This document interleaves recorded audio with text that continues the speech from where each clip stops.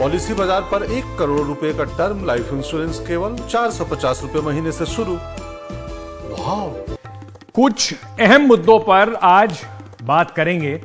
उसमें से एक जो पहला मुद्दा होगा वो कश्मीर पर सियासत जो हो रही है, कश्मीरी पंडितों पर लगातार जो सियासत होती रहती है उस पर बात करेंगे। और साथ ही साथ बात इस पर भी करेंगे कि कैसे एनजीओज को टारगेट बनाने की एक जो आरोप सरकार के ऊपर लगातार लग रहा है उस पर भी आज हमारी नजर रहेगी। और फिर बिहारी अस्मिता के नाम पर जो लड़ाई है उस पर भी आज चर्चा करेंगे। सबसे पहले शुरू करते हैं कश्मीर पर सियासत किस तरीके से हो रही है और कश्मीरी पंडितों को इस सियासत के बीच में राहत कहीं मिलती हुई नजर नहीं आ रही है। तो सबसे पहले आगे बढ़ने से पहले आपको बताते हैं कि आज हुआ क्या जिसके बाद यह मुद्दा वापस गर्मा गया।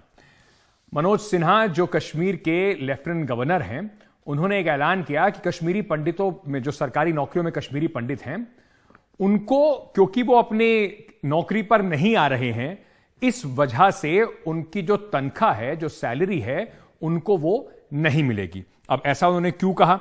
उन्होंने कहा कि कश्मीरी पंडित दफ्तर तो आते नहीं हैं और दफ्तर क्योंकि वो आते नहीं हैं तो इस वजह से वो इस बात के हकदार नहीं है कि उनको पूरी सैलरी दी जाए। पर पूरा मामला क्यों इतना तूल पकड़ता जा रहा है? क्यों ऐसा है कि कश्मीरी पंडित जो बरसों से चाह में थे कि वो अपने घर वापस जाएं, वो कश्मीर में लौट पाएं, वहां नौकरी कर पाएं, वहां पर रह पाएं, वो वहां लौटने के कुछ लोग जो लौट पाए, कुछ लोग जिन्हें नौकरी नसीब हो पाई, वो अपनी नौकरी के लिए कश्मीर में रहना नहीं चाहते। और इसके लिए जिम्मेदार कौन है? कश्मीरी पंडितों की हमदर्दी का दम भरने वाले जो लोग हैं वो आज उनके इस हालात पर, इस फैसले पर कुछ कहते नजर क्यों नहीं आ रहे हैं? ये एक बड़ा सवाल है। तो सबसे पहले आपको दिखाते हैं कि आज की पूरी घटना क्या रही और उसका रिएक्शन जो है वो कश्मीरी पंडितों से किस तरीके का रहा।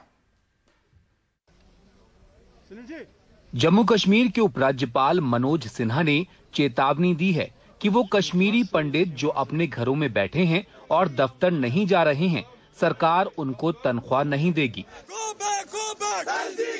इसके विरोध में आज कश्मीरी पंडितों ने जम्मू के बीजेपी ऑफिस के बाहर जमकर प्रदर्शन किया। प्रदर्शन कर रहे लोगों का कहना था कि बढ़ती टारगेट किलिंग्स की वजह से उनको घरों में रहना पड़ रहा है। उन्हें किसी भी हाल में जम्मू से स्थानांतरित किया जाए। जो अभी भी एलजी साहब के तरफ से स्टेटमेंट आया prime minister's employment package employees को लेकर, it has hurt the sentiments of the PM package employees and our families. हमें एक्सपेक्टेशन नहीं थी, हमें एक्सपेक्टेशन थी कि वहां से इस तरह का स्टेटमेंट आए जिससे हमारे इश्यूज जो है वो रिजॉल्व होंगे। लेकिन जिस तरह स्टेटमेंट आया कि आप एम्प्लॉयज की सैलरी जो है अगस्त के बाद नहीं दे सकते हैं, उनको कश्मीर में काम करना है। हमने काम से कभी मना नहीं किया, मगर हमारी जान की सिक्योरिटी जो है वो भी एडमिनिस्ट्रेशन की रिस्पॉन्सिबिलिटी है कि उसको इंश्योर करना है।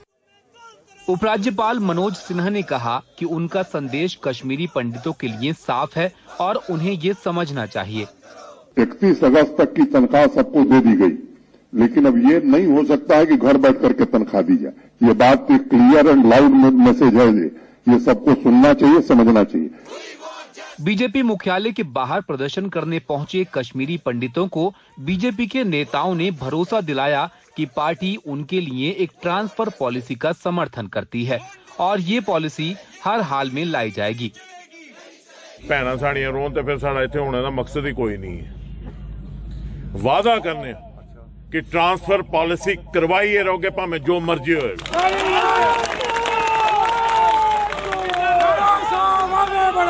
बाकी गल नहीं समझो, कोई आदमी अपने आप की कमजोर मत समझे और ये कोई सियासत नहीं है। करीब 4000 कश्मीरी पंडितों को कश्मीर घाटी में प्रधानमंत्री रोजगार योजना के तहत सरकारी नौकरियां दी गई हैं। इस साल मई में आतंकियों ने कश्मीरी पंडितों की टारगेट किलिंग शुरू कर दी थी। आतंकियों के निशाने पर कश्मीरी पंडित, जम्मू के कर्मचारी और प्रवासी श्रमिक थे। पंडित कर्मचारी ही स्थानांतरण के लिए प्रदर्शन कर रहे हैं। देखिए, हम बहुत हताश हुए इन स्टेटमेंट से। हम बार बार बताना चाहते हैं, इस स्टेटमेंट से पूरा state of India and JK UT administration fail हो चुकी है। और ये बोलना कि हम आपकी सैलरी फ्री में नहीं देंगे, हम काम करना चाहते थे, हम जम्मू से काम करना चाहते थे, हमारी सेवाएं यहाँ से लीजिए। आपने काफी लोगों को यहाँ लाया है आपने यहाँ पे लोगों को, आप इस फेलियर को भी छुपाते हैं। पिछले हफ्ते सरकार की ओर से संसद में कहा गया कि इस साल आतंकियों ने 4 कश्मीरी पंडितों की हत्या कर दी। विपक्ष का कहना है कि सरकार कश्मीरी पंडितों को सुरक्षा देने में नाकाम रही है। हमने एलजी साहब का एक बयान देखा, कश्मीरी पंडित एम्प्लॉइज जो धरने पे जम्मू में बैठे हुए हैं उनके हवाले से। मैं समझता हूं कि बहुत ही गैर जिम्मेदाराना बयान था ऐसे माहौल में, जबकि कश्मीरी माइनॉरिटीज जो हैं वो टारगेट बनाई जा रही हैं। नजीर मसूदी की रिपोर्ट, एनडीटीवी इंडिया के लिए। वादे तो इस बात के भी थे कि कश्मीरी पंडितों को अब कभी 1990-91 वाली सिचुएशन झेलनी नहीं पड़ेगी। बड़ी ताकतवर सरकार आई है जो सब कुछ बिल्कुल ठीक कर देगी। तो देखा आपने किस तरीके से कश्मीरी पंडित इस पूरे वाकये पर अगर नाराज ना हो तो क्या करें। उनके नाम पर को राजनीति में खूब भुनाया गया, सियासत की रोटियां खूब सेकी गई, और अब उनकी मदद का जब वक्त आया है तो सरकार उनसे पल्ला झाड़ती नजर आ रही है। ये कहती नजर आ रही है कि देखिए पार्टी कुछ करेगी। एलजी साहब भी तो केंद्र के नुमाइंदे हैं, तो पार्टी तो केंद्र में भी वही है जो पार्टी यहां पे आश्वासन देती नजर आ रही थी। कानून व्यवस्था का हाल जो है उससे कश्मीरी पंडित डरे, अगर ना डरे तो वो क्या करे। इस साल 13 मई को बडगाम जिले में चंदूरा गांव में तहसीलदार के दफ्तर में राहुल भट्ट की हत्या कर दी जाती है। आतंकवादी आते हैं, उन्हें सरेआम गोली मार के चले जाते हैं, उन्हें गोलियों से भून डाला गया। 4 दिन बाद बारामूला जिले में दीवान बाग इलाके में 52 साल के रंजीत सिंह की उस समय मौत हो गई जब वो अपनी दुकान से लौट रहे थे। वहां पर आतंकवादियों ने हथगोला फेंका। प्रशासन ने कहा कि उस डरने की आवश्यकता नहीं है, क्योंकि आतंकवादी जो हैं वो यही चाहते हैं कि लोग डर के घाटी से पलायन कर जाएं। पर प्रशासन के इन दावों के पीछे कौन अपनी जान दांव पे लगाता। जून में सरकारी नौकरी जिन लोगों को मिली थी उस समेत सैकड़ों कश्मीरी पंडित श्रीनगर पे सड़कों पर उतर आए। उन्होंने विरोध किया। आतंकी हमलों में उनके समुदाय के लोगों को निशाना बनाया जा रहा है, इस बात को लेकर उनमें खासा रोष था। उनके लोगों को धमकी दी जा रही है कि जम्मू पलायन नहीं करेंगे तो मारे जाएंगे। काफी सारे लोग जम्मू चले भी गए। 2 दिनों में 100 से ज्यादा कश्मीरी पंडितों ने, जिनको मनमोहन सिंह की सरकार में नौकरी देकर कश्मीर में लाया गया था, बसाया गया था, उन्होंने वहां से पलायन कर दिया। जम्मू कश्मीर सरकार के नए फरमान के बाद कश्मीरी पंडितों का गुस्सा जो है वो फिर से उबल पड़ा है और एक बार फिर से उनकी नाराजगी सामने आ रही है। आइए याद करते हैं कि बीजेपी ने 2019 में अपने चुनावी घोषणा पत्र में कश्मीरी पंडितों के लिए क्या क्या वादे किए थे, उन्हें क्या क्या सपने दिखाए थे। 2019 के चुनावी घोषणा पत्र में भारतीय जनता पार्टी ने कहा था कि हम कश्मीरी पंडितों की, ये देख रहे हैं आप, हम कश्मीरी पंडितों की सुरक्षा और सुरक्षित वापसी के सभी प्रयास करेंगे। पश्चिम पाकिस्तान, पाकिस्तान के कब्जे वाले जम्मू कश्मीर और जो छम से आने वाले शरणार्थियों के पुनर्वास के लिए आर्थिक सहायता भी दी जाएगी। कश्मीरी पंडितों की वापसी के लिए सरकार कई योजनाओं का ऐलान भी कर चुकी है। पुराने घरों की मरम्मत के लिए 7.5 लाख रुपए मिलेंगे।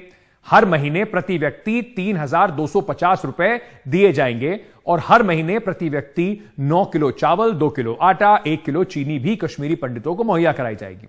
दिल्ली में बसे कश्मीरी पंडित परिवारों को हर महीने प्रति व्यक्ति 3,250 रुपए मिलेंगे और 1,000 रुपए की जो पेंशन है वो दिल्ली सरकार भी उनको देगी।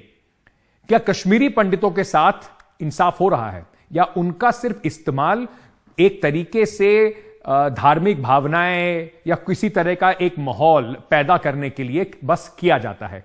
चाहे वो फिल्में हो जो कहती हैं कि हम सच्चाई दिखा रहे हैं, कश्मीर के अंदर जो हुआ उसकी सच्चाई से कश्मीरी पंडितों के साथ जो अन्याय हुआ, हिंसा हुई, उसे कोई नकार नहीं सकता। पर उसके बाद क्या, जो सरकारें, जो पार्टियां उनके नाम पर वोट लेकर आज राष्ट्रवाद की बात कर रही हैं, कश्मीरी पंडितों को क्या इस हालत में छोड़कर उनका सही राष्ट्रवाद सामने आ रहा है?